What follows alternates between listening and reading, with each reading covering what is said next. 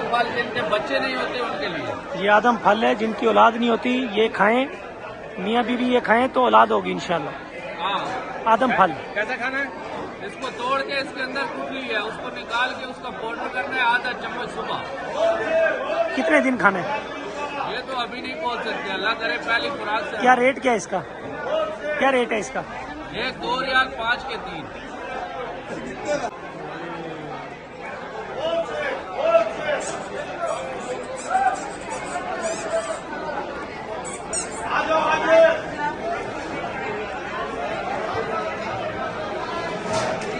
ये कितने का है?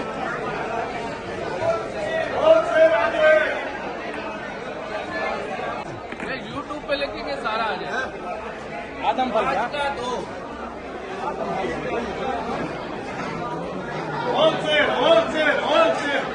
इसका क्या रेट है भाई? 30 रियाल भाई। 30 रियाल। अच्छा, ये इसका रेट नाम क्या है? सुखर। अच्छा, ये क्या है? ये रबिया है भाई, रबिया। रबिया, मदीना रबिया। इसका क्या रेट है? 10 रियाल।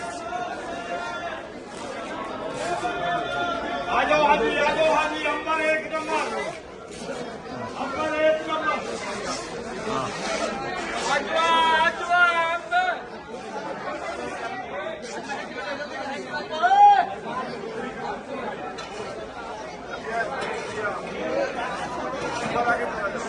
भाई बहुत रश है, बिजी है, बहुत रश है। और दुकानों की तरह यहाँ लोग खड़े हैं जैसे अंबर एक नंबर हाजी, अंबर एक नंबर।